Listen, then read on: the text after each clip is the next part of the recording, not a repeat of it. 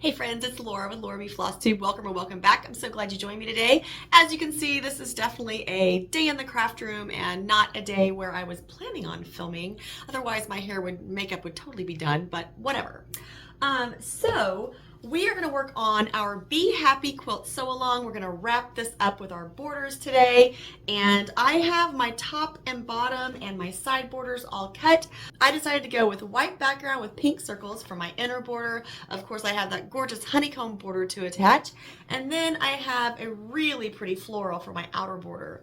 So I'm going to just work on my borders, and I'm going to refer you to a video I did on the Bloom quilt that talked about how I go about attaching borders in a small space. I'm going to put a link to that in the description box below. So I'm going to work on my borders, and then we're going to do a reveal of the quilt top as it's together and talk about just kind of a wrap up deal of the quilt along that we just completed. I hope you're doing well on your Be Happy quilt. I really hope the videos have inspired you to get started or finish it up, or at least follow along and laugh at all the mistakes I've made. Oops.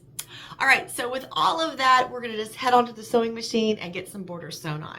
So I did forget to mention the border measurements. You can find those on page 4 of the cutting guide. So obviously you've downloaded that long ago. So get out your cutting guide, look at page 4 for your border lengths. And just keep in mind though, the number of strips they tell you to cut is from a 108 wide back, because they used wide backing for their borders on the original Be Happy design. So you just need to look at the lengths of the borders and add those together and divide by whatever the width of your fabric is. So if you're using like regular 44 or 45, whatever you want to call that width, you're going to need more strips than what they call for in the cutting guide. So that's the only thing that I did a little differently. I did just use width of fabric on regular cuts, on regular yardage. So I did need an additional few width of fabric cuts for my borders. So I'm just going to get this inside border on, and then we're going to start looking at the honeycomb border to put it onto. This is my outer border fabric, and it's a 6.5 inch wide strip, and I'm just getting it sewn on, and then this quilt top will be together. I'm so excited about this because this means that I can get everything else together and take it to quilt it. That's probably not going to happen for a few more weeks, but at least I'll have so much progress made on it, and I'll be in a really great spot for the Be Happy quilt. Yay! Okay, so I'm just going to tell you full disclosure here, I am taking a risk, and I have with all the borders on this quilt. I am not pinning them at all. The thing is, with applique quilts that I've found, is that if you have all of your blocks cut correctly, the fabric doesn't really shift or pull much. So I trusted that my quilt center was the right size, and I lucked out, and it is. And so you also have that applique honeycomb border that we put on between the inner and outer borders, and that is also going to stabilize your fabric. So if you cut your borders the correct length and you just kind of, keep it going at a steady pace along the edge, I've found that it works out. It works out, and I'm not going to tell you to do that. I'm not supporting that decision. I'm just telling you what I'm doing, because I know that some of you are going to watch this video and say, oh my gosh, she didn't pin. Oh my gosh. But that's my rationale on it.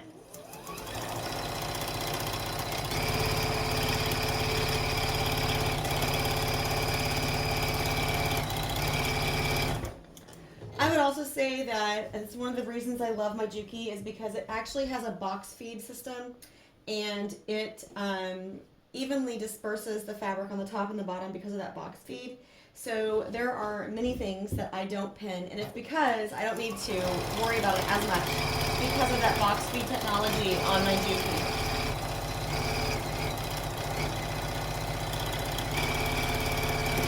But again, I'm not going to condone this behavior. I know that it's going to give some of you a heart attack. So you can just pretend that there are invisible pins along the way.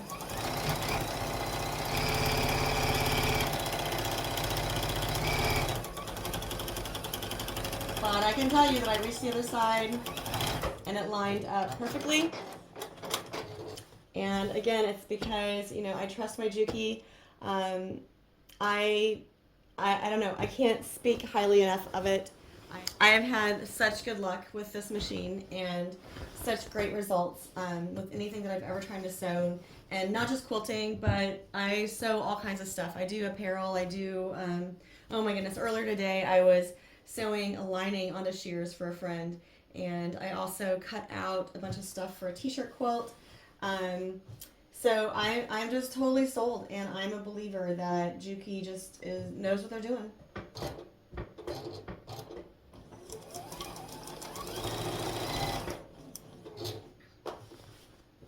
So I just have this top border to sew on, and then I'm going to hang it back up on the design wall so you can see it. All right, so there we have it. This is our completed Be Happy quilt. Oh my goodness, I love it. I'm so happy with how this turned out. All right, so what I did today was I just put the 3 borders on. So we have this inner border here, and I used a white with the little pink dots, and they get cornerstones for the top and bottom borders. You put the side borders on first and then the top. The same thing with the honeycomb. The honeycomb gets this little extra little block in the corner. Sides go on first, then the top and bottom, and then same thing with the outer border, but no little cornerstones this time. But that outer border, I actually, oh my gosh, I lucked out. The outer border, I used that backing fabric on another quilt that I just made. I feel like it's the Mercantile Sampler that might have that backing.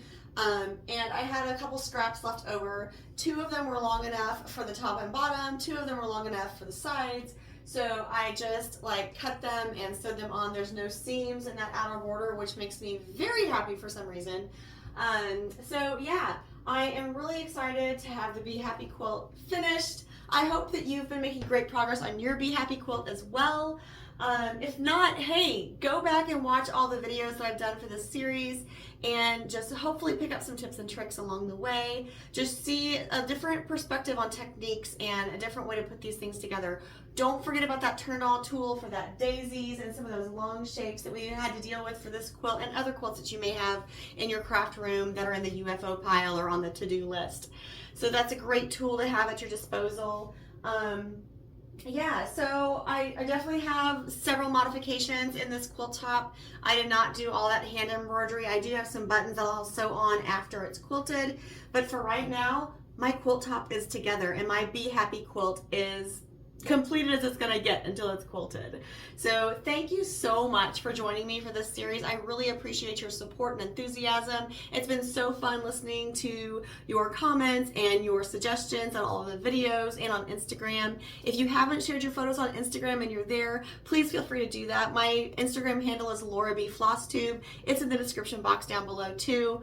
The cheat sheet for this week really doesn't give you much information just because those borders, all of that is kind of straightforward, and it's in the cutting guide on page 4 or 5. So check that out. And I really wish you the best of luck with your Be Happy quilt and finishing it. And I would love to see your finished result. If you can share that on Instagram, I would love to see it. So until next time, I hope you're finding joy in all you do. Carve out some time for crafting and creating, and make sure it's always happy stitching.